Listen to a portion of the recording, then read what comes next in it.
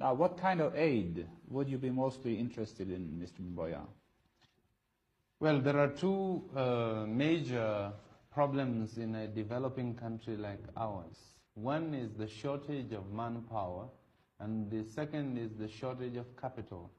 Capital both for government activities and also for investment in the private sector. So we are interested in aid, in bringing into the country enough capital to facilitate our development. We are also interested in aid in terms of investments, those who wish to invest in the private sector.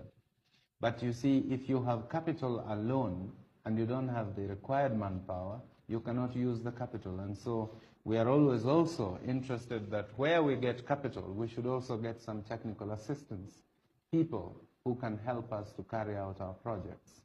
But our long-term objective is to move away from aid so that we can concentrate on trade.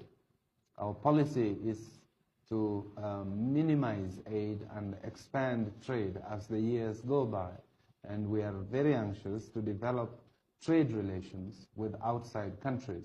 I think mostly we want to develop trade relations with our neighboring countries within Africa because in the final analysis, intra-African trade is more important to us than trade with foreign countries who have a very highly sophisticated economic setup.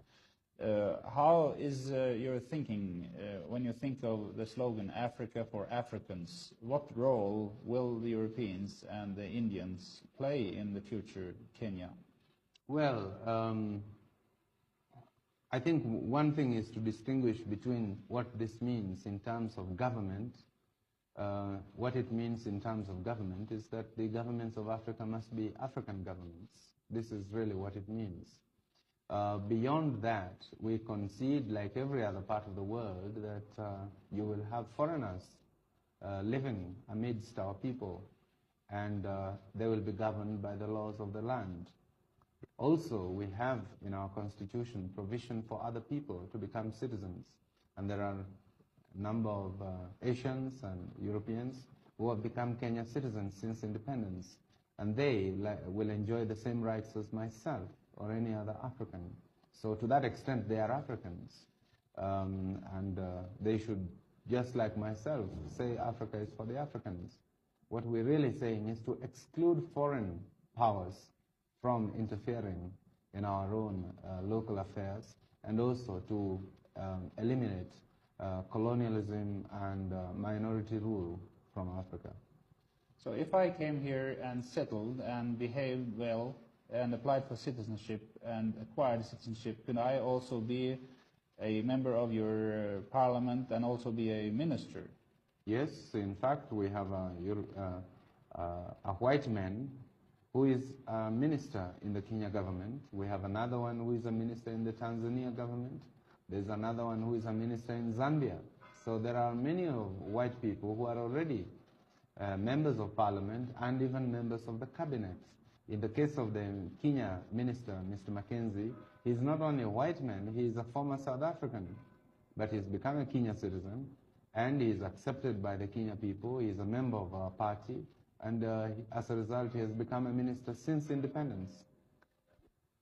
Now, the East African cooperation between Tanzania, Uganda, and Kenya has been very close, but now Tanzania has broken out more or less and made a strongly socialist goal. Does that affect the cooperation in any way, do you feel? Well, it does depend on how this is done. So long as there is harmony between our policies, we can continue in a cooperation, although our different countries may take different paths towards socialism. I don't believe that Tanzania is any more socialist than Kenya. It is just that their approach is slightly different from ours. I think that eventually it will be possible to harmonize some of these approaches within the context of East African cooperation. Are you thinking of nationalizing the banks and these other companies which Tanzania now do? No, we don't think of doing the same things as Tanzania. Our policy on nationalization has been very well defined in our government paper on socialism. We will only nationalize where it becomes absolutely necessary to do so, and where it is because there is no other means of securing the right responses to the economic needs of the country. But we do not nationalize indiscriminately, nor do we believe in it dogmatically. It has been said by people who know quite well the problems of the world that the underdeveloped countries become poorer and poorer, and the rich countries become richer and richer, that the distance is growing larger and getting smaller.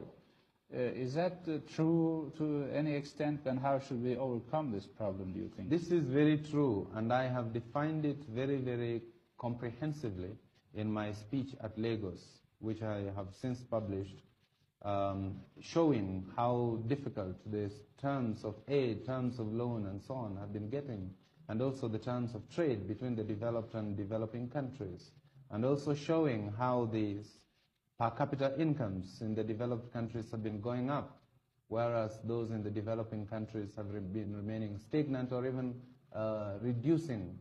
So there is a definite problem, and it's a problem which must be solved. This is why I proposed that there's a need for a specific Africa development strategy, and that strategy is one intended to put Africa's development on an emergency basis and not just on a casual basis as it is today. It is one which will require that the developing countries make special contribution towards an African development fund. It is one which will require that African states themselves contribute towards a general African development program, which requires cooperation between them.